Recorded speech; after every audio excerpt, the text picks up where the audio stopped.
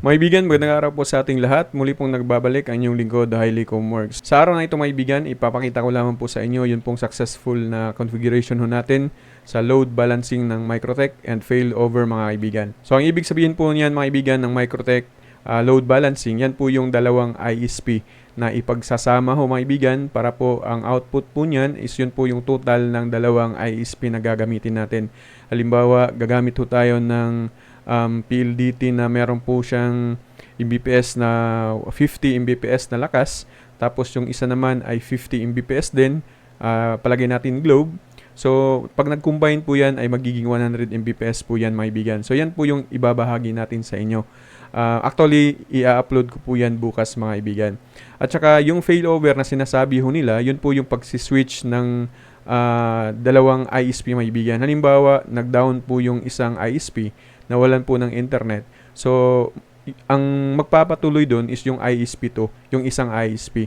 O kung sino sa kanila yung mag-failed, so automatic mag-switch po yung isa para magpapatuloy po ng atin pong internet. So ipapakita ko lamang po saglit sa inyo maibigan yung pong ginawa ho natin o yung testing ho natin sa atin pong video na i-upload po natin bukas. Kaya po kung kayo po ay baguhan pa lamang sa ating YouTube channel, huwag po niyong kaligtaan na mag-subscribe, mag-like ng ating video, mag-share ng ating video, mag-subscribe, mag-hit ng ating notification bell para po kayo ay ma-notify ho sa lahat po ng ating pong mga bagong video tutorial.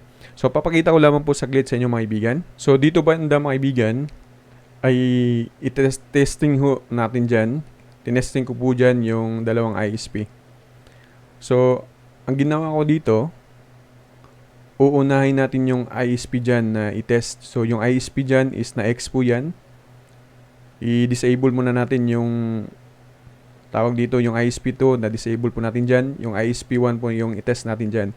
So pumalo po siya ng 25 Mbps, 24. So 24 po yung speed test mga kaibigan nung ISP1. So ngayon naman i-test natin yung pangalawang ISP, yung ISP2, disable natin yung ISP1 dyan. Tapos yung ISP2, alive natin. So, ayan may bigyan, check natin ha. Tandaan natin 24 Mbps po yung una. So, yung ISP2 naman ngayon ay papalo po yan ng, wait lang mga kaibigan. So, ayan, 38 Mbps. So, 38 to 39. Okay, so 38, i-add natin yung 24 mga kaibigan sa ISP1. So, papatong po yan ng 60 plus Mbps. So, itry natin ngayon yung i-combine yan natin ngayon yung ISP1 and ISP2. So, check nyo po yung video ko. Ayan, na-check na po yung dalawa. So, iti-test natin mga kaibigan. Dapat papatong po ito ng 60 Mbps.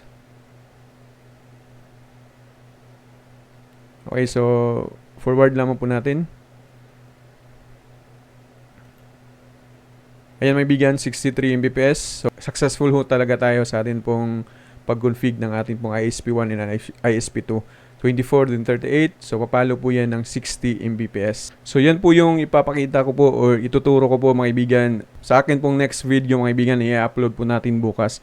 Kaya abangan nyo po kung paano po natin i-config.